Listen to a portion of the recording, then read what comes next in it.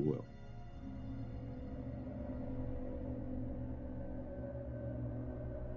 Empires do not begin or end on a certain date, but they do end, and the West has not yet come to terms with its fading supremacy. At the end of every empire, under the guise of renewal, tribes, armies, and organizations appear and devour the heritage of the former superpower, often from within. In his essay, The Fate of Empires, the soldier, diplomat, and traveller Lieutenant General Sir John Glubb analysed the life cycle of empires. He found remarkable similarities between them all. An empire lasts about 250 years, or 10 generations, from the early pioneers to the final conspicuous consumers who become a burden on the state. 6 ages defined the lifespan of an empire. The age of pioneers, the age of conquests, the age of commerce, the age of affluence, the age of intellect, ending with bread and circuses in the age of decadence. There are common features to every age of decadence. An undisciplined, overextended military, the conspicuous display of wealth,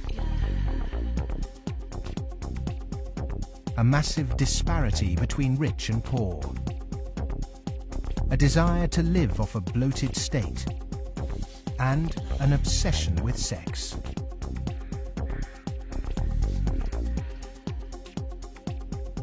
But perhaps the most notorious trait of all is the debasement of the currency.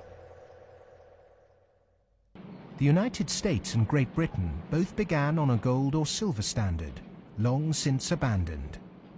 Rome was no different. So it started on a principle that was very sound, and it was on a silver standard.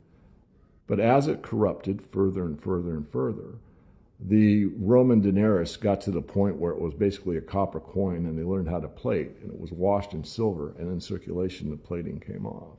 And at the end, all the senators that really did at one time represent the people only were interested in representing how much wealth they could steal at the top. Great empire wealth always dazzles, but beneath the surface, the unbridled desire for money, power, and material possessions means that duty and public service are replaced by leaders and citizens who scramble for the spoils. Historically, all the signs of the demise of empire are beginning to develop. Some are more trenchant than others. This current financial and economic crisis, that sort of thing always accompanies the demise of empire. The people of Rome were constantly being distracted by the gladiatorial events, and the politicians knew that they did this. Whenever there was unrest among the people, they had a huge event going on, and they created a new event with lots and lots of gladiators, and every day we're doing that. That is a common trait of declining empires. And so today in the United States, for example, you find a tremendous emphasis on all kinds of television programs that distract people from what's really going on. Sports is a big part of that, as it was in the gladiator times. In essence, we've been lulled into a lethargy, and we've accepted it. Just as our sports stars today earn vast sums, so did Roman charioteers. In the 2nd century, one by the name of Gaius Apuleius Diocles amassed a fortune of 35 million sesterces in prize money, equivalent to several billion dollars today. Strangely, perhaps, there's another profession that is disproportionately hallowed as an empire declines. The Romans, the Ottomans, and the Spanish all made celebrities of their chefs. And this again is typifying the end of an empire, where things were so great, we have this last oomph of momentum that we used to be great, and we felt great, and we don't feel it anymore. So everyone is out searching for it.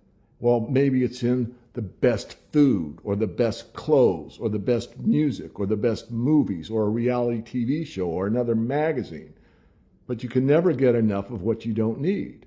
What you need is a strong moral conviction that is pervasive throughout the society, and integrity reigns.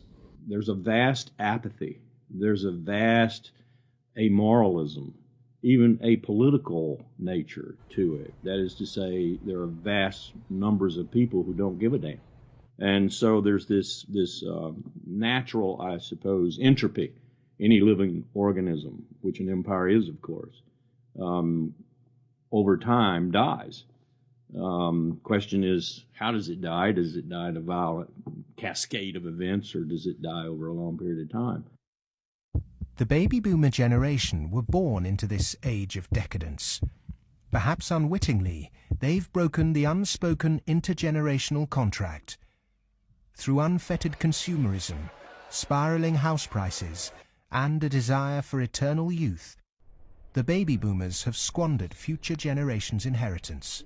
My generation, the generation right after my generation, I think we forgot that little phrase in the preamble to our Constitution, which says, "and our posterity." All of a sudden it became us, period. The baby boom generation, which I'm a part of, has gone and done the biggest misallocation of capital in the history of mankind. We have had cheap oil, or cheap energy is a better way to phrase it.